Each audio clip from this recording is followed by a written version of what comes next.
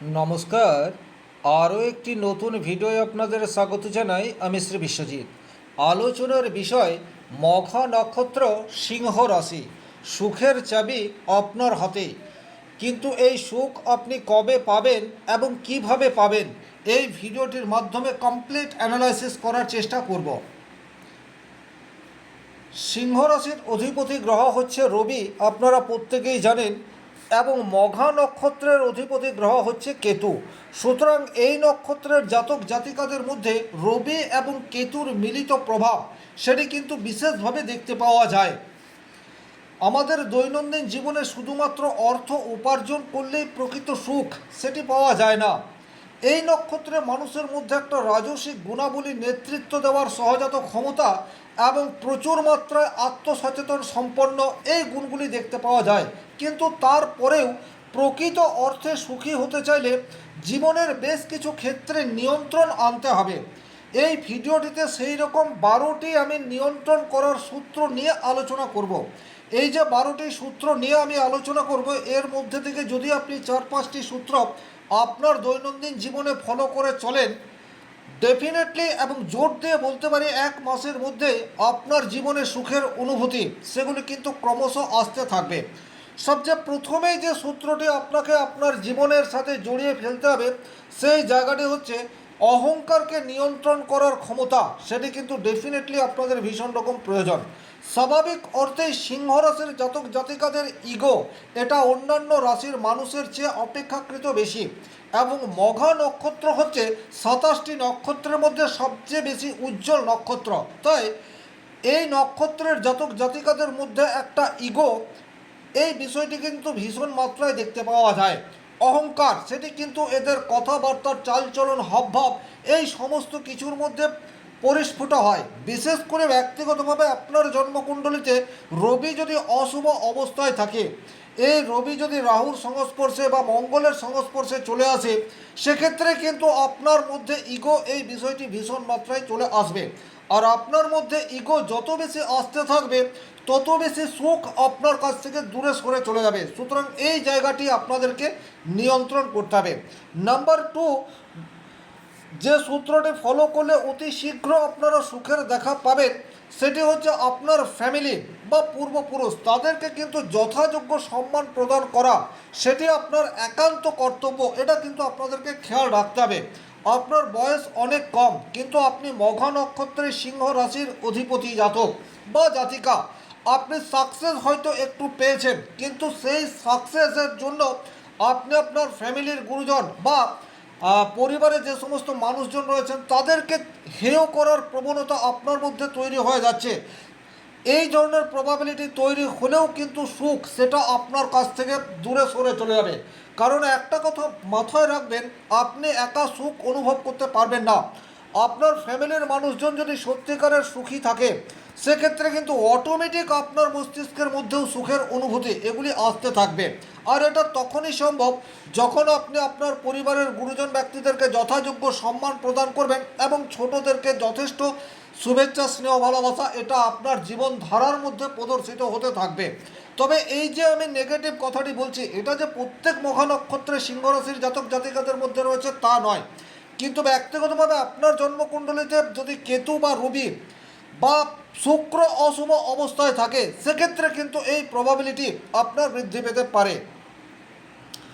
3 নম্বর যে কোয়ালিটি বা 3 নম্বর যে সূত্রটি আপনাদেরকে ফলো করতে হবে, সেটা হচ্ছে, দেখুন, আপনাদের লিডারশিপ কোয়ালিটি নিয়ে কোনো সংশয় নেই, কিন্তু এই লিডারশিপ বা নেতৃত্বদানের ক্ষমতার সাথে যদি নম্রতা এটির আপনি সহাবস্থান ঘটিয়ে ফেলতে পারেন, সেক্ষেত্রে কিন্তু আপনার যে কোয়ালিটি রয়েছে সেই কোয়ালিটি 100% পরিণাম আনতে পারবে। কর্মক্ষেত্রে পর্যাপ্ত লেভেলের সাকসেস সেটা আপনি তখনই পাবেন যখন আপনার নেতৃত্বের মধ্যে একটা নম্রতার ছোঁয়া এটি আসবে। এটা আপনি চেষ্টা করেই দেখুন, আপনার কর্মক্ষেত্রে যে সমস্ত কলিগরা রয়েছে, আপনার সহকর্মীরা রয়েছে, সব সময় আপনাকে সাহায্যের হাত তারা বাড়িয়েই দেবে। 5 নম্বর যে সূত্রটি আপনারা ফলো করলে অতি শীঘ্র সুখের দেখা পাবেন, সেই জায়গাটি হচ্ছে অন্যের মতামতকে গ্রহণ করার একটা চেষ্টা, সেটি কিন্তু আপনার চরিত্রের মধ্যে নিয়ে আসতে হবে। স্বাভাবিক অর্থেই সিংহ রাশির মঘা নক্ষত্রের মানুষরা কিন্তু অপর মানুষের কথা সেই অর্থে শুনে চলতে পারে না। আপনারা নিজেরা যেটা ভালো মনে করেন সবসময় সেটাই করতে চান, এটা অবশ্যই প্রয়োজন রয়েছে। আপনাদের সেই কোয়ালিটি বা যোগ্যতা নিয়ে কোনোরূপ সংশয় নেই, কিন্তু আপনার কাছের মানুষটির কথা যদি আপনি শুনে চলেন বা লিসনিং পাওয়ার সেটাকে যদি আপনি একটু ইনক্রিজ করতে পারেন, সেক্ষেত্রে আপনার মনের মধ্যে যে দুঃখ যন্ত্রণা রয়েছে সেগুলি কিন্তু আস্তে আস্তে রিমুভ হবে। আর যখনই আপনার দুঃখ যন্ত্রণা এই নেগেটিভ থটগুলি আপনার মস্তিষ্ক থেকে দূরে সরতে শুরু করবে, অটোমেটিকলি সেই জায়গাতে সুখের অনুভূতি সেটা কিন্তু ক্রমশ আপনার লাইফে আসতে শুরু করবে। এটা একদিনের বিষয় নয়, কিন্তু আমি জোর দিয়ে বলতে পারি অন্ততপক্ষে 1 মাস আপনি যদি এগুলি ফলো করে চলেন 100% রেজাল্ট পাবেন, এ বিষয়ে কোনোরূপ ডাউট নেই। 6 নম্বর যে সূত্রটি আপনারা ফলো করলে খুব দ্রুত আপনাদের জীবনে সুখ আসবে, সেটা হচ্ছে আপনার রাগ বা ক্রোধ, এটাকে কিন্তু কন্ট্রোল করতে হবে এবং একইভাবে রাগের বশে কোনো সিদ্ধান্ত নেওয়া থেকে বিরত থাকতে হবে। এটা কিন্তু ভীষণ রকম গুরুত্বপূর্ণ। আপনি একটু খেয়াল করে দেখবেন আপনার মধ্যে রাজসিক গুণাবলী এটা পর্যাপ্ত মাত্রায় রয়েছে। একটুতে রেগে যাওয়ার প্রবণতা সেটাও কিন্তু আপনাদের রয়েছে। যখনই আপনার কথা শোনা হচ্ছে না বা আপনার এগেনস্টে কোনো কাজ হচ্ছে, তখন সেটাকে আপনি কিন্তু খুব ভালোভাবে গ্রহণ করতে পারছেন না। তার ফলে আপনার মস্তিষ্কের মধ্যে উষ্মা সেটি কিন্তু প্রকাশ পেয়ে যাচ্ছে। খেয়াল রাখবেন, আপনার মাথার মধ্যে যদি রাগ বা ক্রোধ এটি জবাবাদ্যে শুরু করে, সেক্ষেত্রে কিন্তু হ্যাপিনেসের ফিলিংস এটা আপনার মস্তিষ্কের মধ্যে আসতে পারবে না। তাহলে সুখের অনুভূতিকে আপনার মস্তিষ্কের মধ্যে স্থান দিতে চাইলে নেগেটিভিটিগুলিকে কিন্তু একটু একটু করে দূরে সরিয়ে দিতে হবে। সুতরাং রাগের বশে কোনো রকম সিদ্ধান্ত নেবেন না, সেই সিদ্ধান্ত পরবর্তীতে ভুল বলে প্রমাণিত হবে এবং যখনই ভুল হবে তখনই আপনার ভেতরে একটা রাগ এটা তৈরি হয়ে যাবে। তার বহিঃপ্রকাশ হোক বা না হোক সেটা একটা অন্য বিষয়, কিন্তু ভেতরে ভেতরে রাগ সেটা কিন্তু আপনার মনের মধ্যে আসতে শুরু করবে। 7 নম্বর যে সূত্রটি আপনারা ফলো করলে সুখ অতি শীঘ্র আসবে, সেটা হচ্ছে আপনার ফ্যামিলি এবং আপনার কর্মক্ষেত্র, এই দুটির মধ্যে সামঞ্জস্য বা ব্যালেন্স সেটাকে ক্রিয়েট করতে হবে। আপনি ফ্যামিলিতে অতিরিক্ত সময় দিচ্ছেন কিন্তু কর্মক্ষেত্রে ঠিকঠাক কাজ করছেন না, রেজাল্ট আর্থিক জায়গায় অস্থিরতা, এটা খেয়াল রাখবেন। সাংসারিক জীবনের যাবতীয় সুখ স্বাচ্ছন্দ্য সেটা মেনটেন করার দায়িত্ব যদি আপনি হন, অর্থাৎ আপনি যদি একমাত্র রোজগার করার লোক আপনার ফ্যামিলিতে হয়ে থাকেন, সেক্ষেত্রে কিন্তু কোনোভাবেই রোজগার এবং সংসার জীবন এই দুটির মধ্যে ব্যালেন্স করে চলার প্রয়োজনীয়তা থাকবে। প্রায়োরিটি রোজগারকে দিতেই হবে, এটা আপনাদেরকে খেয়াল রাখতে হবে। তবে আমি আমার ব্যক্তিগত অভিজ্ঞতায় প্রচুর জন্মকুণ্ডলিতে এর বিপরীত দেখেছি। আপনারা ভীষণ রকম কাজ পাগল, প্রচুর কাজ করছেন, প্রচুর অর্থ উপার্জন করছেন এবং আপনার স্নেহ ভালোবাসা থেকে আপনার ফ্যামিলি বঞ্চিত হচ্ছে, তাতে করেও কিন্তু সাংসারিক জীবনে সুখ এটা আসবে না। সুতরাং এই দুটির মধ্যে পর্যাপ্ত ব্যালেন্স করে চলতে পারলেই অতি শীঘ্র জীবনে সুখের দেখা পাবেন, এ বিষয়ে কিন্তু কোনোরূপ ডাউট নেই। 8 নম্বর যে গোপন সূত্রটি যদি ফলো করে চলেন, সেক্ষেত্রে অতি শীঘ্র সুখ আসবে। সেটা হচ্ছে আপনার কর্মক্ষেত্রের যে দায়িত্ব, সেই দায়িত্বকে দায়িত্ব হিসেবে নয়, বরং আপনার কাজ, অর্থাৎ দায়িত্ব অনেক ভারী ওয়ার্ড, এটাকে একটু লাঘব করে হালকা করে ভাবার চেষ্টা করুন। তাতে করে কিন্তু আপনার কাজের প্রেসার সেটা অনেকাংশে কমবে। আপনি যে কাজটি করছেন সেটা আপনি 100% ঠিকঠাক করতে পারেন, কিন্তু অনেক সময়ে একটা দায়িত্বের চাপ আপনার সুখের অনুভূতি থেকে আপনাকে দূরে সরিয়ে দেয়। সুতরাং যে কাজটা আপনার দৈনন্দিন রুটিনের মধ্যে রয়েছে সেটা আপনাকে করতে হবে, ব্যাস সেটাকে হালকাভাবে গ্রহণ করার চেষ্টা করুন। তাতে করে কিন্তু সুখের অনুভূতি আপনার জীবনে চলে আসবে। 9 নম্বর যে সূত্রটি ফলো করলে আপনাদের সুখের দেখা মিলবে, সেটি হচ্ছে অতীতের গৌরব বা অতীতের যন্ত্রণা সেটাকে বর্তমানে স্থান দেবেন না। এটি কিন্তু অত্যন্ত গুরুত্বপূর্ণ বিষয়। মঘা নক্ষত্রের জাতক জাতিকারা ভীষণ রকম ইন্টেলিজেন্ট, এ বিষয়ে কিন্তু কোনোরূপ ডাউট নেই, কিন্তু আপনি আপনার পূর্বের স্মৃতিকে যদি বর্তমান সময়ে রমন্থন করেন, সেক্ষেত্রে কিন্তু সুখের অনুভূতি সেই অর্থে আসবে না, বিশেষ করে সেটি যদি কোনো নেগেটিভ থট হয়। কারণ মঘা নক্ষত্রের অধিপতি গ্রহ হচ্ছে কেতু।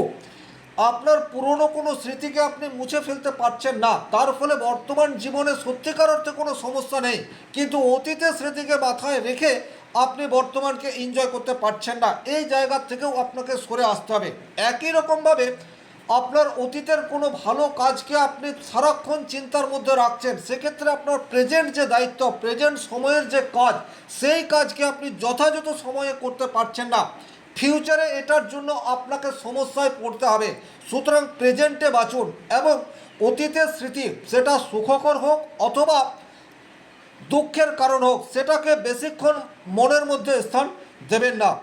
10 নম্বর যে সূত্রটি আপনারা ফলো করলে অতি শীঘ্র সুখের দেখা পাবেন, সেটা হচ্ছে যতটা সম্ভব আর্থিক স্থিতিশীলতা এটাকে বজায় রাখার চেষ্টা করুন।